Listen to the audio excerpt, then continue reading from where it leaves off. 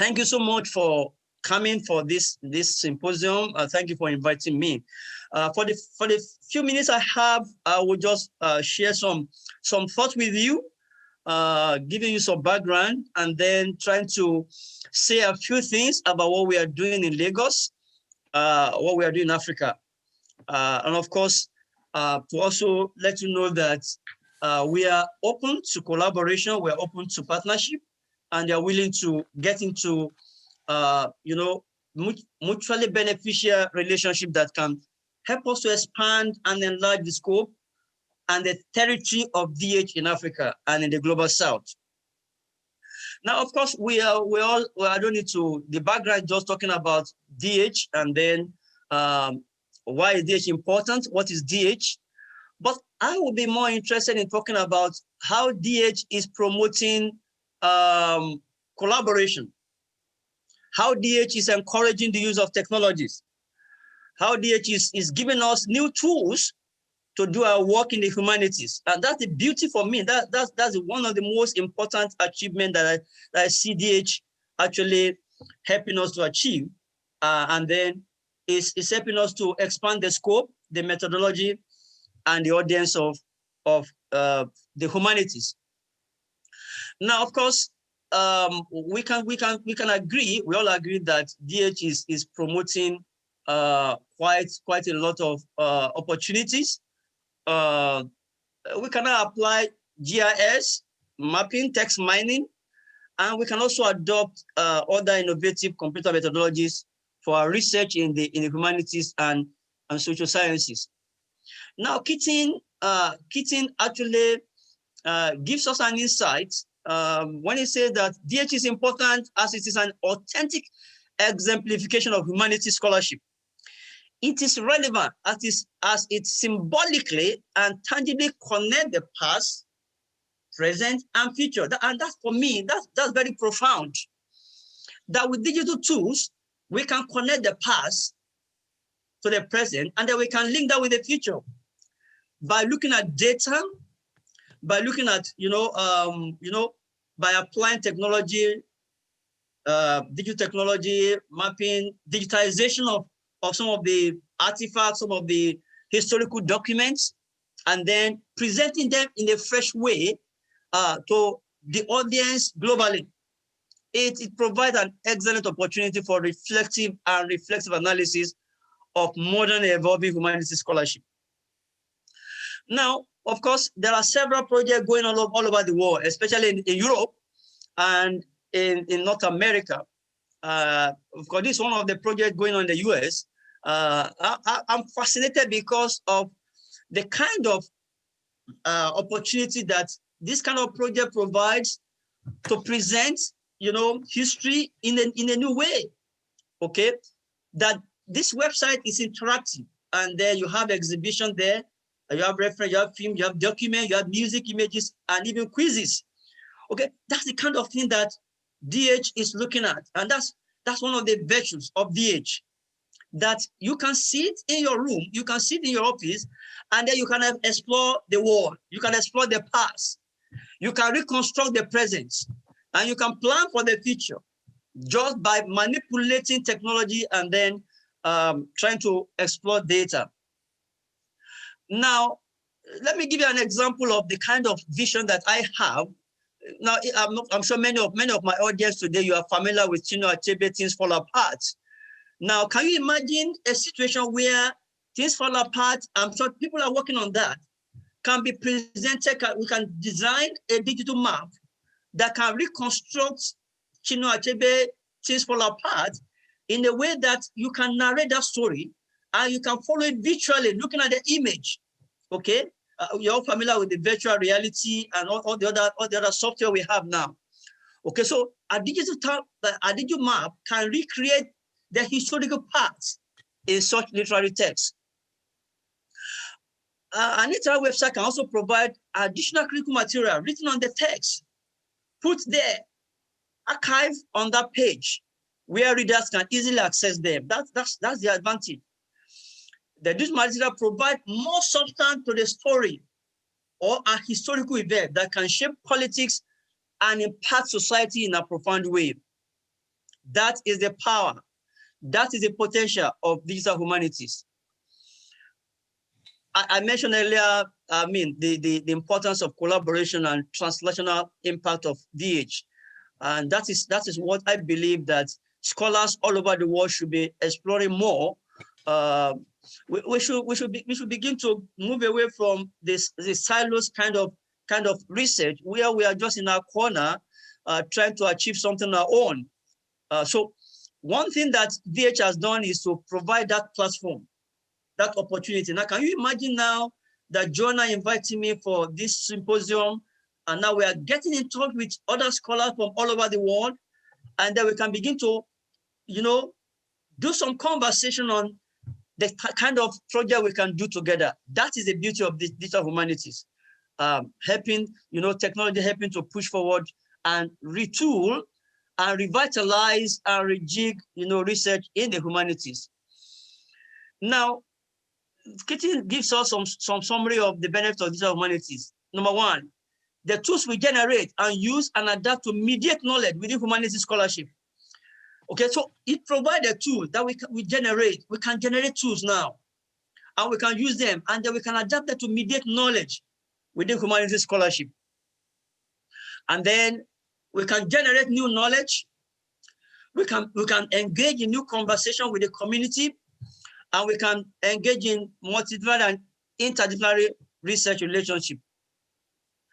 We see a lot of solutions that are coming out through DH in the humanities field. Joanna was telling me about her work on quantitative quantitative method in mapping. I'm sure she must be mapping some keywords in the language, and then talking about stylometry. Okay, you are talking about keyword in context analysis, and then you are seeing how to project that. You can count that, and the technology can help you to quickly come up with a result, and you can begin to make your narrative on the text. Okay, so it's very important that we see the power and the potential of DH. Now let me now come to DH in Africa. Now, why is it important?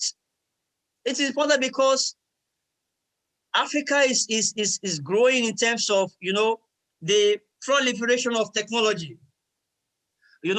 In the last few years, Africa is one of the continents where internet penetration is actually in the forefront. It's growing.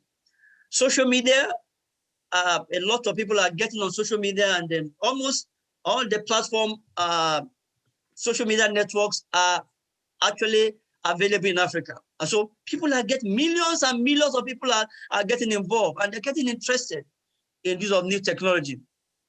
Experts believe that these technologies are transforming Africa and impacting growth and development in sectors such as politics, commerce, education, and healthcare delivery, among others. So those of us in scholarship, those of us in the humanities, we cannot afford to stand back and stay idle. We have the tool, we have the opportunity that we can begin to latch on to be able to transform our scholarship. The explosion in the use of digital technology has influenced accelerated automation of some administrative and academic activities in Africa. Most institutions are developing and deploying digital solutions that will help to fully digitalize research activity and research outcomes. One other area that Africa is actually making progress now is digitalization of research outputs. We have,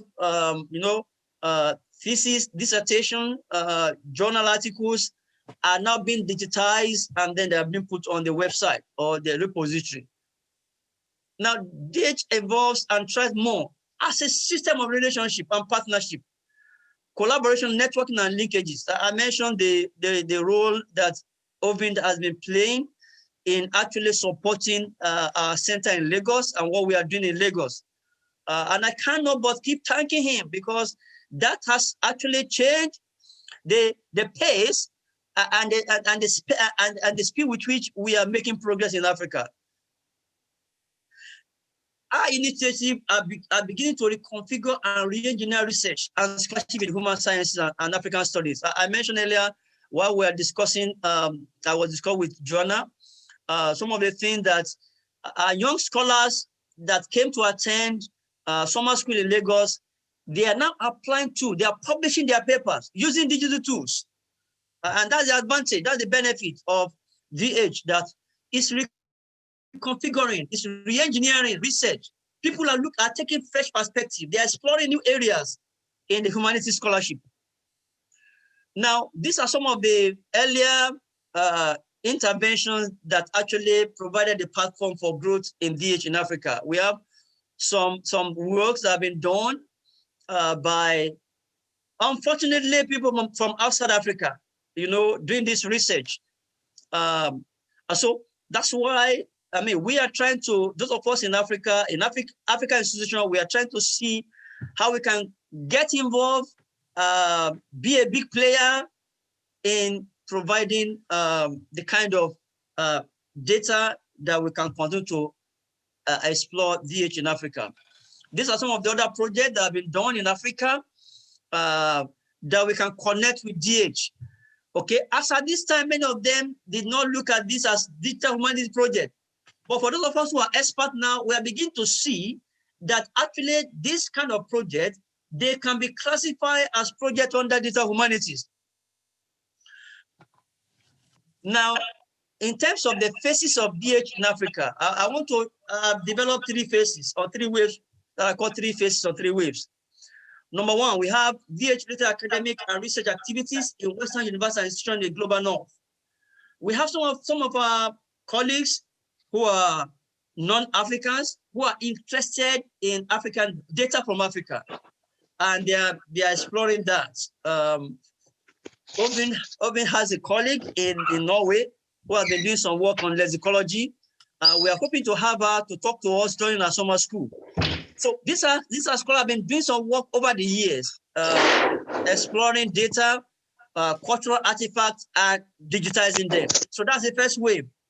The second phase, scholars of African descent. That is, we have Africans who are now studying abroad or who are living there in institutions of higher learning, who are also doing some work related to digital humanities, and we are connecting with them. Now, number 3, the phase 3, African and non-African scholars based in African universities and institutions, or independent researchers in Africa who are using technology to explore and interrogate and publish issues, data, research connected with African social, cultural, and public data. Now, all the 3 phases are interconnected, and we are working together to see how to improve DH in Africa. We have other influences, such as conferences being organized outside Africa. I've been privileged to attend quite a number of DH conferences in the US, in Europe, and then I've been able to get involved in associations and organizations who are also promoting DH in the global South.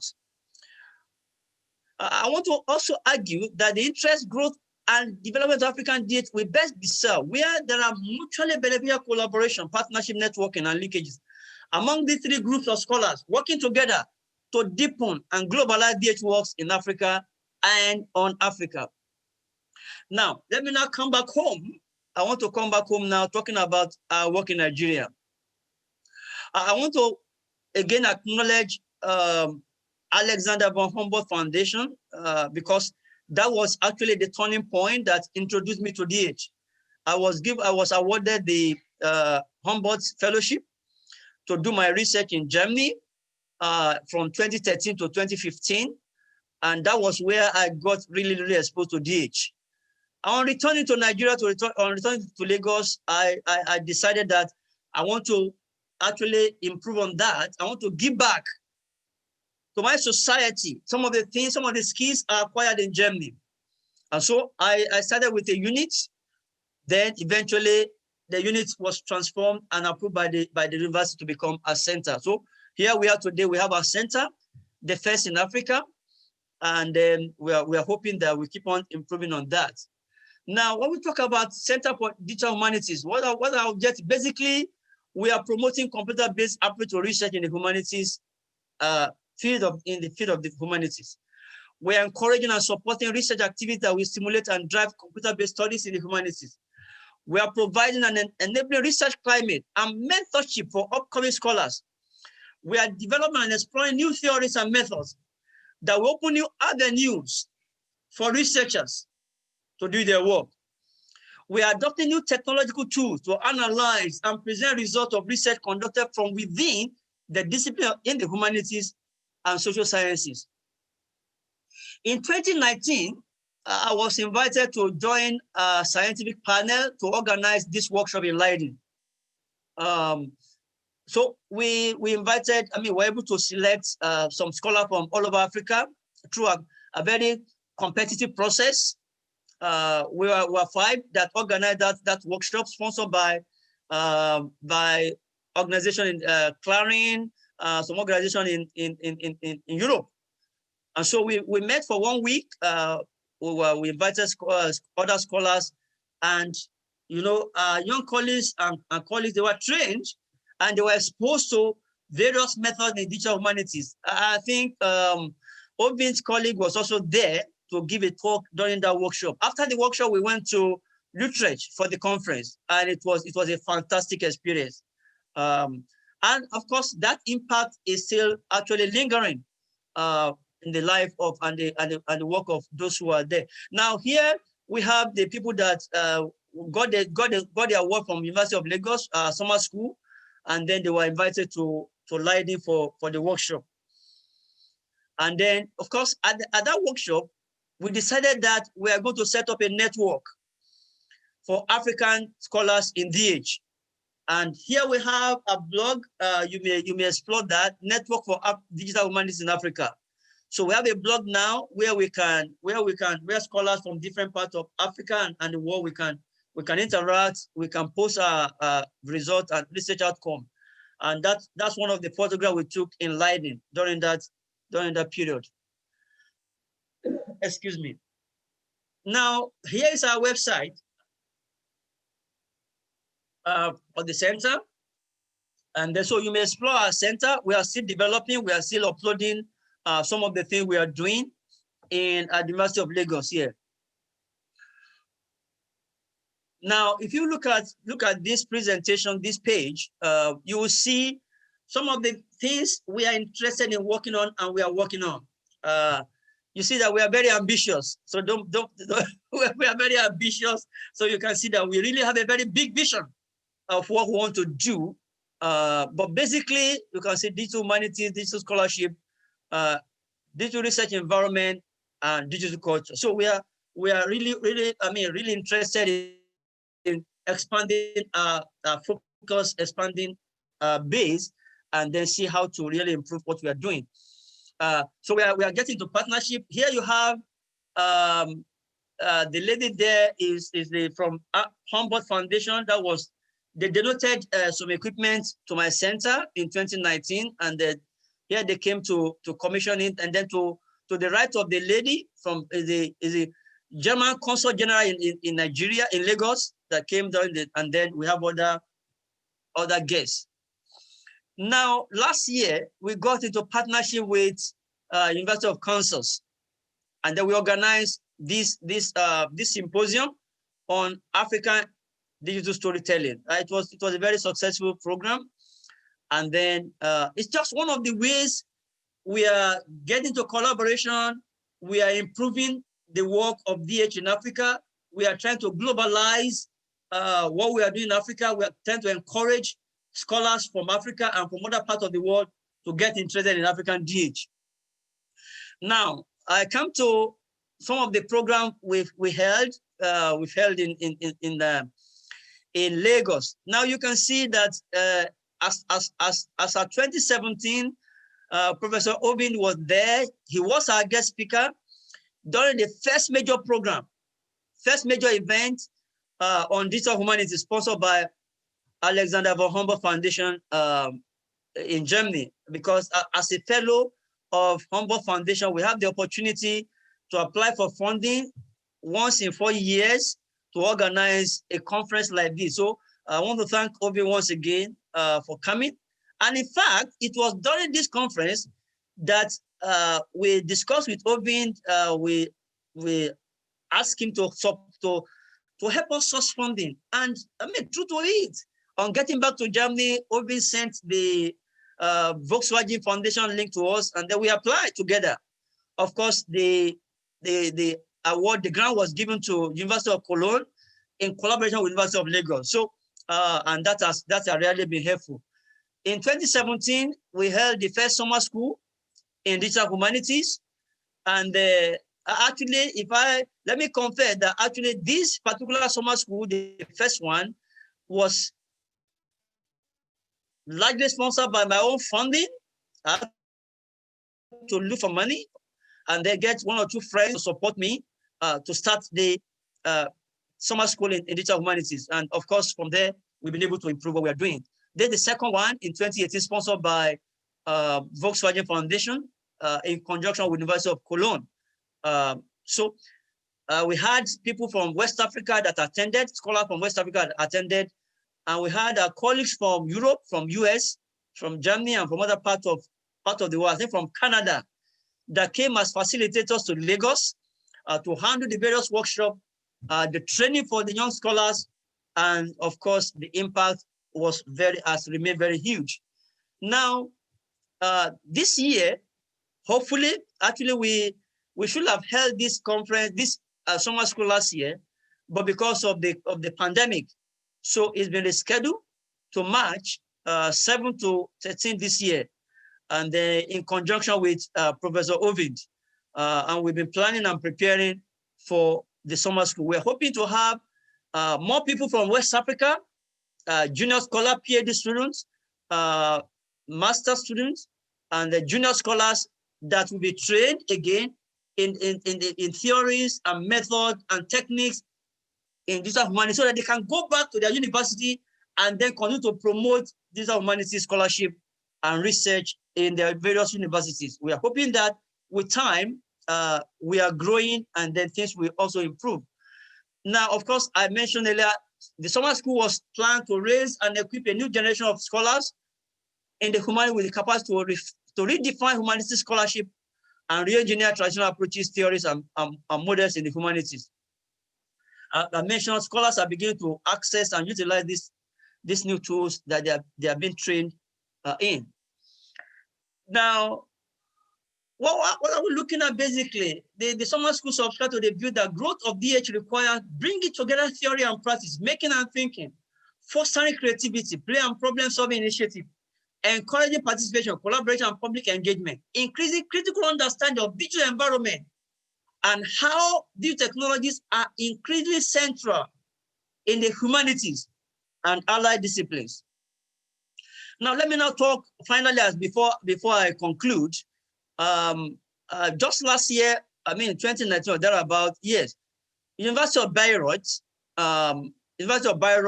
actually floated a fund initiative for African universities to study for African studies. And then our center actually was part of the team that actually prepared the grant proposal in Lagos. And then fortunately, we won that grant. The African Studies Center here, or Institute, won the grant. And then I happened to be in charge of the digital research environment, okay, where we are providing advice, we are providing support for scholars who are doing their research in African studies over there at the sister institute.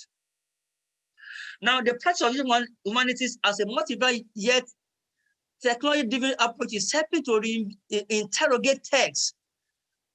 Those in lexicology, you will discover that now with the tools, with the technology, you can reinterrogate, you can query again, you can explore again text and objects that we are dealing with. It has increased the application of these new technology and tools in traditional discipline in the humanities. New methods and approaches are evolving through the application of computer methodologies and new media technologies. We can now do data visualization, text mining, corpus creation, digital mapping, and others. Now, let me now conclude with the project we are working on at our center at the moment. We have two ongoing projects. One partially completed, the Corpus of Nigerian New Media Discourse in English, partly sponsored by Alexander von Humboldt as part of, the alumni support that I received. The second one that started last year is being sponsored by the federal government of Nigeria through the tertiary education fund, and it's going to last between now and 2022. The project actually is meant to examine and explore the use of digital technology in Nigeria democratic practice in the last 4 years. And now, how we have the website for that project. Of course, I said it's an ongoing project, just started. So, but you can still visit the website because we're already uploading some data on the website, and so you can begin to actually examine and see some of the things going on in Nigeria and Africa. And then you can even approach us. We can give you access and permission to use our data for your research. That is the benefit of GH. That's the benefit of collaboration. And I hope that we can continue to push this frontier. Now, some of the things we are looking at as part of the preliminary finding from my first research is that the implication of the use of new media in Nigeria has created a space and resources for the production of large volume of social data that can be studied by researchers for academic and policy purposes. One of the things we are trying to do is to develop an application. When I went to defend the proposal in Abuja, the panel was interested in how we can come up with an application that can actually track the outbreak of violence during electoral process. And so we are trying to develop, I have some ICT programmer working with me, and we are developing an application that, citizens or voters can use, they can download, and then they can use. So when there's a similar outbreak of violence in any police station, they click the application, and then it will now transmit to our center that we can share that data with the security outfits, around that area. They can quickly go there and intervene before we have the outbreak of full-blown violence. That's the kind of thing we are trying to do. And we hope that in the next 1 or 2 years, we can come up with an application that can be of benefit to politicians, to the Nigerian democratic system. Okay. We also believe that what we are doing can actually fashion a new future for humanistic research and society at large by encouraging digitalization and archival of contemporary humanistic data, research output, discourses, historical and cultural materials. And we hope that we'll be able to achieve this in the next few years. Now, looking ahead, some of the things we are still trying to look at, corpus of digital literary discourse, which are proposed. We are looking for funding. It's called Lit Tech Lagos. We are trying